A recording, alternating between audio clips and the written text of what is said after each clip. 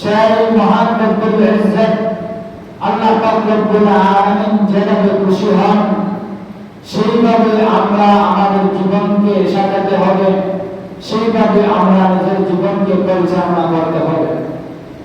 এজন্য আমরা সকল মুসলমান হিসাবে, আমার একজন মুসলমান হিসাবে আমার দায়িত্ব হলো আমি ইসলামের প্রতিটি বিধান একনিষ্ঠভাবে খালিস নিয়তে সর্ববিষয়ে আমি অবগত থাকা একান্ত প্রয়োজন। কারণ আমি খালিস মুসলমান হতে গেলে ইসলাম ধর্মের যে সমস্ত বিধিবিধান আছে এই সমস্ত বিধিবিধানের আওতায় আমার নিজের জীবনকে পরিচালনা করতে হবে। যে নবীর উসিলায় আল্লাহ এই পৃথিবীকে বানিয়েছেন, সেই নবী যে সমস্ত কথা বাতলে দিয়েছেন সেই সমস্ত কথার উপর আমার জীবনকে বাস্তবায়ন করতে হবে। এই জন্য বর্তমান জমানায় ওয়াজ নসিহতের অভাব নেই, কিন্তু খুঁটিনাটি যে সমস্ত জিনিস আমরা একান্ত জানা প্রয়োজন সেই বিষয়ের মধ্যে একটি বিষয় আমি আপনাদের সম্মুখে আজকে আলোচনা করব। ইসলাম আমরা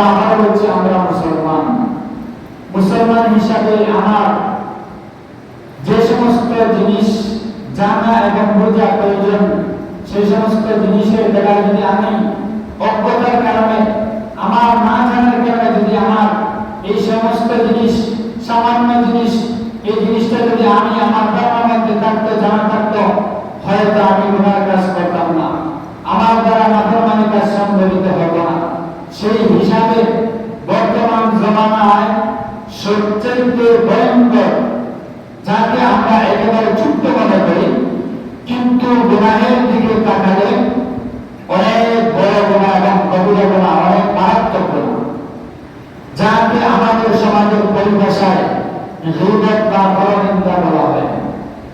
কারণ ইসলামে গীবত বা পরনিন্দা এমন একটি জিনিস যা মরা ভাইয়ের গোশত খাওয়ার সমান। নাউযুবিল্লাহ। এই জন্য আমি আজকে এই ছোট্ট এই বিষয়টি নিয়ে আপনাদের সম্মুখে কিছু আলোচনা করার চেষ্টা করব।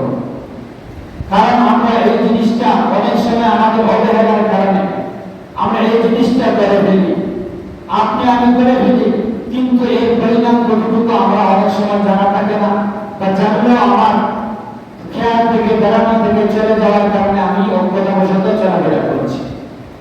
এজন্য আমি যে আয়াতটি আপনাদের সম্মুখে তিলাওয়াত করেছি সেই আয়াতে মহান রব্বুল ইজ্জত আল্লাহ পাক রব্বুল আলামিন ঘোষণা দিচ্ছেন, ইয়া আইয়ুহাল্লাযীনা আমানু ইজতানিবু কাসীরাম মিনাল-যান্ন। আল্লাহ পাক রব্বুল আলামিন এই আয়াতের মধ্যে আমাদেরকে ঘোষণা দিচ্ছেন, ইয়া আইয়ুহাল্লাযীনা আমানু ইজতানিবু কাসীরাম মিনাল-যান্ন। হে দুনিয়ার ইমানদারেরা, হে দুনিয়ার বান্দারা, আমি আল্লাহ পাক রব্বুল আলামিন তোমাদেরকে নির্দেশ দিচ্ছি, তোমাদেরকে আদেশ দিচ্ছি। আল্লাহ বলছেন, ইয়া আইয়ুহাল্লাযীনা আমানু ইজতানিবু কাসীরাম মিনাল-যান্ন। হে আমার দুনিয়ার ইমানদারেরা, আমার গোলামেরা, তোমরা অধিক পরিমাণে ধারণা, অধিক পরিমাণে ধারণা থেকে তোমরা বিরত থাকো, বেহুদার রাতে তোমরা বিরত থাকো।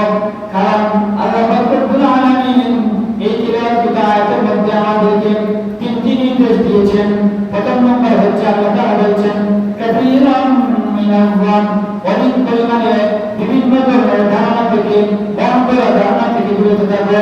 এর পরবর্তীতে আল্লাহ পাক রব্বুল আলামিন আরো বলছেন, ইন্না বা'দায-যান্নি ইসমুন ওয়া লা তাজাসসু।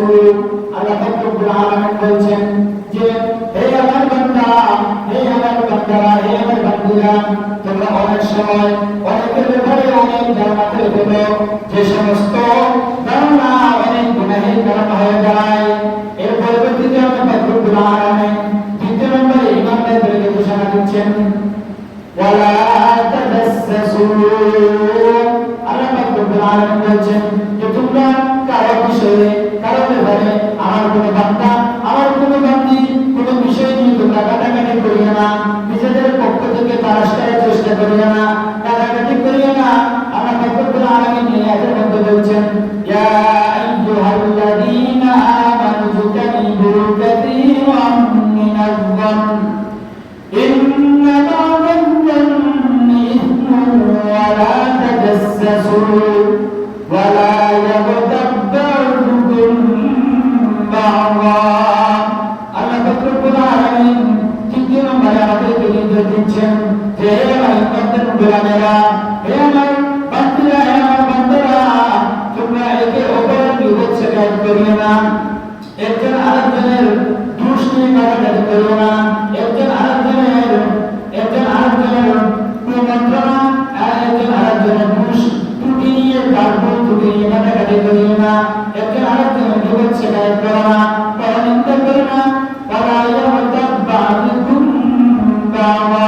এর পরিবর্তে আল্লাহ রব্বুল আলামিন আমাদেরকে আরো নির্দেশ দিচ্ছেন যে আল্লাহ রব্বুল আলামিন বলছেন যে আমার বান্দার গোলামেরা, তোমরা যদি কেউ কারো দোষ নিয়ে কাটাকাটি করো, গীবত শিকায়ত করো, পরনিন্দা করো, একজন আরেকজনের কাছে একজনের দোষ আরেকজনের কাছে বলে দাও, একজন মানুষের ভিতরে একটা দোষ আছে, এই দোষটা তুমি অন্যকে কাছে বলে দাও, তাহলে এই বান্দা তুমি জেনে রাখো, এর পরিমাণ তোমরা জেনে রাখো, তোমাদের মধ্যে এমন পরিমাণ